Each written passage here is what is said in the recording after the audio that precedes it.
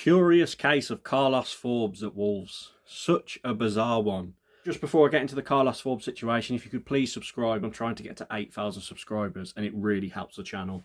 Now, Portugal under-21s played England under-21s at the Hawthorns the other night. It was a 4-2 win for England, but Fabio Silva, who I did a video on the other day, and Carlos Forbes were both on the score sheet.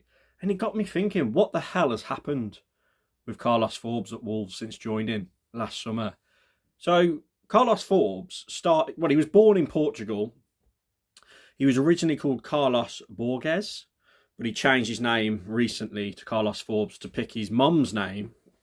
Obviously, personal reasons to do that. A lot of footballers do that, to be fair. His youth career was in Sintra, which is the place he was born in Portugal. He then had a spell with Sporting before he moved to England at the age of 11, where lots of Premier League teams were scouting him while he was living in Leeds and going to school there, but he eventually picked Manchester City. He did absolutely amazing for Manchester City's youth academy, playing through every age group. And then when he got to the under-18s, he actually won under-18s Player of the Season for Man City. And he also smashed it playing for the under-21s. He scored 25 goals and got 13 assists in his last year playing for the under-21s of Man City. So because of this, on the 3rd of August 2023, he signed for Ajax in the Netherlands. And it was a 14 million euros deal with an option for it to rise to 19 million if certain add-ons were hit. He scored 2 goals in 22 for Ajax, and he also got a goal in 2 appearances for their sister club, or their Ajax 2. It's called what's it called? It's got a really weird name. It's called Jong Ajax, which is basically Ajax's their youth team, their reserves, their second team, whatever you want to look at it like. So yeah, he got a goal for them as well. And then in August of 2024, he joins Wolves on loan with an option to buy. Now, Matt Hobbs was quoted as saying that he had his eye on Forbes the year previous. He wanted to get him in the summer of 2023. He had him on his radar. And he also said that Forbes, is Pedro Neto's replacement, because obviously Neto joined Chelsea. So a big statement from Matt Hobbs. He clearly liked the player, and it was his signing, really. He was the one who scouted him out and wanted to get him in for the recruitment side. Rodrigo Gomez told Carlos Forbes that he would absolutely love it at Wolverhampton. Forbes revealed in his first interview that didn't age very well. And as we know, he's only made 10 appearances in total, 9 in the Premier League, just 1 Premier League start, and he's got an appearance in the League Cup as well. It's not gone well. The reason why fans are think that this has happened is because they reckon in the deal with Ajax, the loan deal, if he triggers a certain amount of appearances for Wolves, they reckon that it'll trigger that we've got to sign him.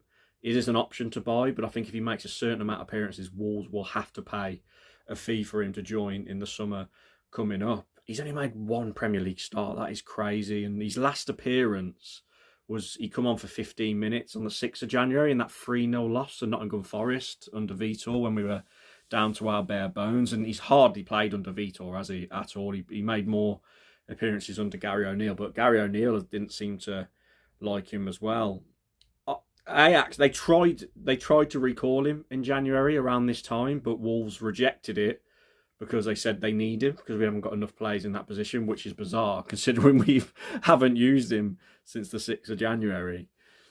And it's Vitor Pereira as well. He's publicly come out and said that he hasn't adapted to the tactics that Wolves want to play well, and he is struggling behind the scenes at Wolves. This is a crazy one. It really is. And when you think under O'Neill as well, we played the same formation as we do under Vitor. So unless you played him left wing back, where does he fit in? Because I think he struggles a bit playing as one of the inside forwards in the front three. I think he wants to be more of a natural winger, getting down the left, whipping balls in. Just from my point of view, from the few times I've seen him, from what I can remember, because it's been so long, every time he come on, I thought, yeah, he looks quick, looks like he can do something.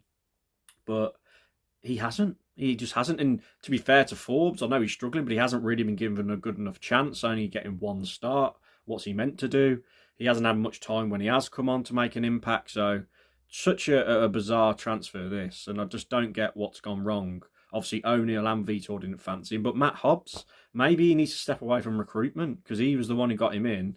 Yes, he famously got Kilman in, didn't he, on the cheap from non-league. So maybe he's living off that now. So Jeff Shee and the recruitment team at Wolves take in what he says. But saying he's the Pedro Neto replacement and then being like the way he has been a bit of a bad look for Matt Hobbs. And let's be honest, I don't think we're going to be signing him in the summer. I don't think we're going to see him play in the last few games of the season, even if we secure survival, because of that rumour, which is not confirmed, that it gets triggered, the deal, if he makes a certain amount of appearances. So a very strange situation. And yeah, maybe this is a reason why Matt Hobbs and Jeff and the recruitment team need to give Vitor a bit more power in terms of recruitment, because it does feel like over the last few years, the managers have just been using players that have been given to them. I think Lopetegui brought in a few players he wanted, and has been the odd player on the rare occasion. But I think Hwang Hee-chan's a good example. Like, Nuno didn't want Hwang Hee-chan, but as soon as Bruno Lage come in, Jeff Shee basically said, "You're having him." So we signed him as soon as Bruno Lage come in. So interesting. What are your thoughts on Forbes at Wolves? Do you think there's a player in there? Do you think he's just been unlucky? Because look, his stats for Man City's youth and getting 25 goals and 13 assists for the under-21s, there's definitely a player in there, but clearly doesn't suit our system, and we've had two managers that do not rate him at all. Interesting. Very, very interesting. Please like the video. Please subscribe if you're new. Comment your thoughts down below on the Carlos Forbes situation, and I'll catch you next video.